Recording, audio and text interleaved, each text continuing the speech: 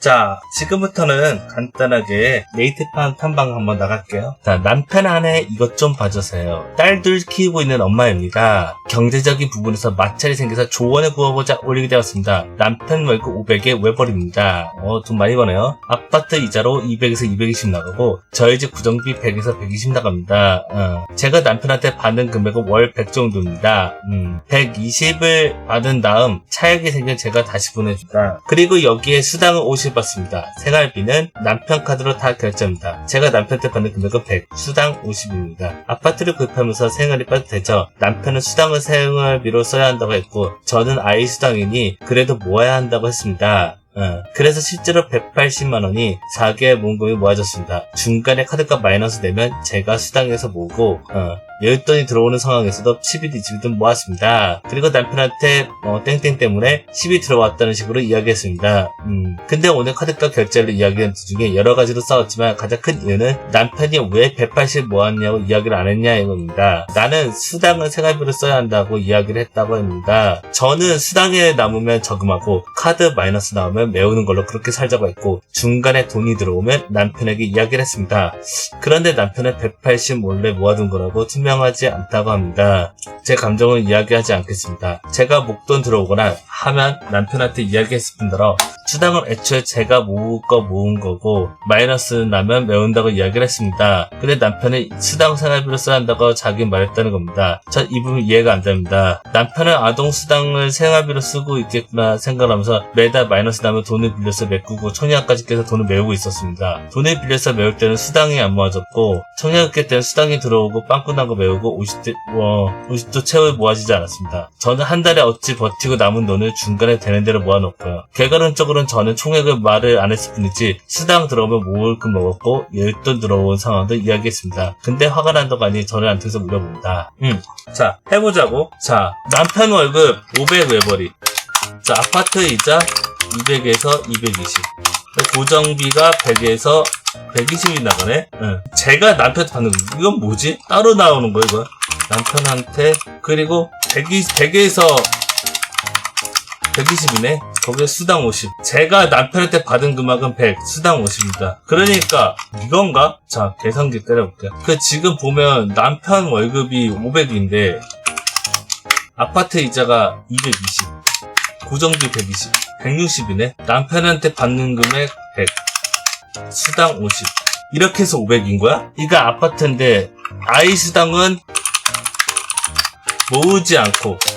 근데 이게 좀 이해가 안 돼. 뭐냐면 남편 월급은 500인데 아파트 이자 220에 고정비 100, 200. 이거 나가는 지출비, 고정지출.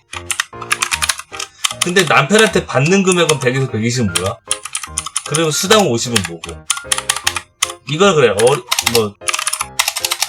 자녀 수당 50이야? 180을 모았다가 이거 중간에 카드값 마이너스 되면 제가 수당에서 모으고 그러니까 이 사람은 이걸 일단 제쳐두자. 이거는 일단 제쳐두자. 정확하게 이 사람 설명을 대충 하고 있어. 보면 4개월 동안 180 모음. 그러면 4개월을 180을 모으면 45만이야. 월 45. 그러니까 보통 아이 수당으로 들어오는 돈 50 저축했다. 자, 아이 수당으로 저축했어. 그래서 중간에 카드가 마이너스도, 그러니까 여윳돈은 수당에서 돈을 모음. 카드가 마이너스 돼도 상관되면 여윳돈이 되면 그걸로 모으고 나머지 돈을 모으고 만약 카드가 마이너스 뜨면 수당에서 돈을 모으는 거네. 어쨌거나 돈을 모았다는 식이네. 남편한테는 모모 때문에 10이 들어왔다는 식으로 이야기했다. 그러니까 말은 안 해줬네. 그러니까 남편한테는 그냥 카드값 결제를 이야기해도지 여러 가지 싸웠지. 왜 이걸 얘기 안 해주냐. 나는 수당으로 하야비를 써야 돼 이야기를 했다고 합니다. 그러니까 이제 남편은 왜 180 모은 걸 말하지 않았냐. 수당으로 들어온 돈은 생활비로 써야 된다고 말을 했다. 그런 거네요. 저는 수당을 남으면 저금하고 하드 마이너스 남으면 메우는 걸로 그렇게 살자고 했고, 중간에 들어오면 남편에게 얘기하긴 했습니다. 근데 남편한테는 이렇게 얘기했다며. 앞뒤가 안 맞는데? 남편한테는 모모 때문에 시비 들었던 식으로 얘기를 해놓고, 이제 와서 남편랑 싸울 때는 이렇게 마이너스 하면 나왔다고 다 이야기했다고? 이거는 앞뒤가 너무 안 맞지 않아요? 쓰니가 좀 이상하네. 근데 남편의 180 몰래 모든 걸 투명하지 그치? 다 공유를 해야지. 원래 남편하고도 가족이잖아. 그러면 뭐하러 믿고 어떻게 믿고서 돈을 갖다 바쳐. 근데 이게 또 그게 힘든 게, 제가 목돈을 들어오거나 하면 남편에게 이야기를 했을 뿐더러 수당을 애초에 제가 모을 거 모으고 마이너스 나면 메운다고 이야기를 했습니다. 근데 남편은 수당을 생활비로 써야 한다고 자기는 말했다는 겁니다. 그러니까 남편은 왜 그러냐면, 남편은 이거야. 그러니까 아동수당을 생활비로 쓰고 있구나 한 거지. 자기는 얘기했으니까. 근데 매달 마이너스 나니까 돈도 빌리고서 메꾸고 청약까지 깨버려서 돈을 메꾸고, 남편은 지금 아동바도 하고 있고, 그 여자는 그 180을 모으고 있었던 거야. 돈 빌려서 메울 때는 수당도 안 모아줬고, 청약을 깰 때는 수당 들어오고 빵꾸나고 메우고 50대 모으지 않습니다. 이거는 당연히지. 힘들지. 왜냐면 돈 빌려서 메울 때는 수당도 안 모아줬겠지. 당연히 돈이 없으니까. 그리고 청약 돈을 갚아야 될 거 아니야. 그 청약 깰 때는 또 이거는 또 메꿨으니까 당연히 50이 모을 수가 없지. 50도 만약에 제대로 청약을 모았으면 제대로 했겠지. 저는 한 달만 어째 버티고 남은 돈을 중간에 되는 대로 모아놓고요. 이 사람은 돈을 모으는 것도 중요해. 비상금 모으는 거 중요해, 확실히. 하지만 공유하면서 했어야지. 얼마 모았다, 아니면 이렇게 했다, 이걸 공유해야 되는데 그냥 두리뭉실한 것 같아. 결과론적으로 저는 총액을 맞으면 수당 들어오면 모을 만큼 모은 거고, 여윳돈 들어온 상황도 다 얘기했습니다. 근데 화가 난다고 하니 저의 말이, 나는 솔직히 쓰니가 이게 말이 좀 이상한 것 같아. 난 쓰니가 조금 헷갈리게 그러니까 두서없이 정리를 했어. 두서없이 질문했어. 일단은 이거는 댓글도 좀 구경을 할게요.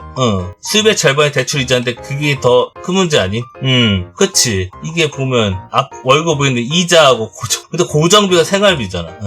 나는 이거 너무 500에 나는 요즘 사람들 왜 굳이 아파트에 사는지 모르겠어. 차라리 그냥 돈 모으지. 월세로 좀 살고, 월세 100짜리는 넓은 데 살면 90만원, 100만원짜리 집이나 월세 80짜리 좀 옛날 집도 있잖아. 그런 데서 조금 힘들어도 그냥 거기 살고, 지나다가 나중에 돈 모아서 전세로 좀 살고, 전세에서 좀 살다가 또 모으면, 좀 나중에 가서 그때 노후에 그냥 좀 저렴한 외곽 쪽으로 가서 좀 살아도 나쁘지 않은데, 굳이 돈을 이렇게 힘들게. 입장 차이 경제가 아니냐, 소통의 부족의 결과네요. 모으는 것보다 당장 마이너스 안 나는 게 나은 것 같은 남편분, 팍팍팍 삶 상황에 짜투리 금액이나 모아서 추후를 대비하는 시큰 아내분. 이 상황 봤을 때 이 와중에 모든 게 잘한 같긴 한데, 화내기보다는 상황을 정확하게 판단하고 앞으로 어떤 식으로 해야 좀 더 수월할지 논의를 하는 게 중요할 것 같아요.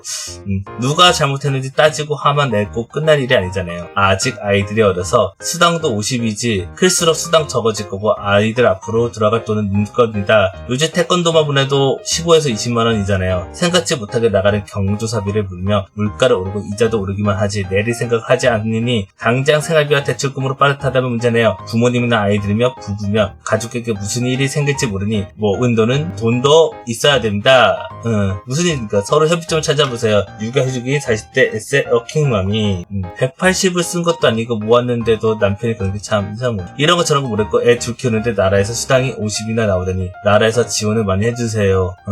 이렇게 하고 있는 것도 있고, 정황은 모르겠으나 부부간의 소통의 문제도 큰 것 같고, 저 같은 경우는 10만원 이상 공유를 하는데 서로 다른 의견들이 큰 것 같네요. 그리고 경제활동을 해서 저 윤택과 삶을 찾는 게 행복의 지름길인 것 같아요. 경제적인 활동도 하면서 금전적인 부분도 좀 더 해소가 될 거라 생각이 듭니다. 한쪽 글만 들어서는 정확한 판단이 안 되고 남편분 힘드시겠어요. 남편분은 아내분이 말을 하지 않았다는 거에 화가 나신 것 같은데요. 근데 아내분은 수당은 자기가 모르겠다고 이야기했다고 했는데, 그 뒤에 남편은 자기는 생활비 쓸 거 다 하고 이야기가 끝났다는데, 근데 아내분이 이야기를 안 한 게 아니잖아요. 근데 이거보다 전 돈을 떠나서 하나 포인트만 봤을 때 남편분 아내 말을 안 듣고 계시네요. 자기 생각대로 말했다 안 했다 하고 내가 모은다고 말하고 혼자 모았으면 화날 수 있는데요. 근데 그러기엔 모은 금액도 크다. 평소에도 말이 잘 안 통하시겠네요. 그냥 평생 같이 사세요. 죽을까봐 겁니다. 진속 실종님. 생활비 너무 팍팍한 것 같습니다. 저렇게 절약하고 한두 푼 아끼는 것보다 나가서 직장 생활하는 편이 훨씬 나아 보네요. 180 모은 걸로 예민해진 건 남편이 너무 팍팍하게 살아서 그런 것 같네요. 저라면 120 이하로 쓰고 아끼고 할 바에는 나가서 돈 법니다. 슬립은 알뜰살뜰한 것 같고 저 상황 잘못한 거 아닙니다. 하지만 남편 심통 트일 수 있게 해주세요. 경제뚱도 하세요. 스닙은 좀 어디 모자리신가 봄. 저 돈으로 싸우는 것도 신기하고 누가 보면 지 모르게 어디 빛이라도 낸줄요. 아니 돈 모았다는데 저러는 건 왜 저러는 거 말해주는 게 그리 억울하던가요? 그냥 그 돈 주고 먹고 떨어져 그래요. 애들 어리면 하루빨리 헬게이트 탈출해서 참.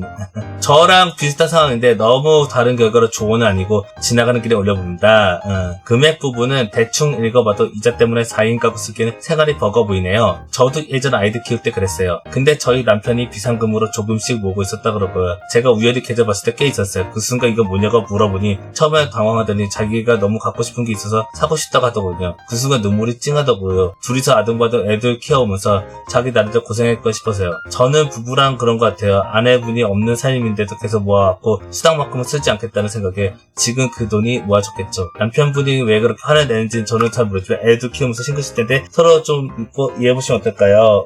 이렇게 말씀은 사람들이 의견이 조금씩 있는데 결과적으로는 지금 남편은 지금 청약저축 부시고 마이너스 대출하고 청약저축 부에서 마이너스인데 쓰니까 그래 고생해갖고 180 모으면 뭐하냐 이거야. 의미가 없는데 오히려 청약저축 부신 게 마이너스다 대출하고. 나는 그렇게 생각해요. 결과적으로는 똑같아. 둘 다 열심히 살려고 노력한 것뿐 노력했는데 소통 부족. 개인적으로는 남편의 대출 플러스 청약 부셔서 마이너스 된 게 더 마이너스적이라고 한다. 차라리 180 말고 청약을 더 많이 넣지. 이거지. 자, 오늘의 네이트원 탐방은 여기까지 하고요. 결과적으로는 서로 소통이 없었다고 보면 되겠네요. 자, 고생하셨고요. 다음에 뵙겠습니다. 안녕.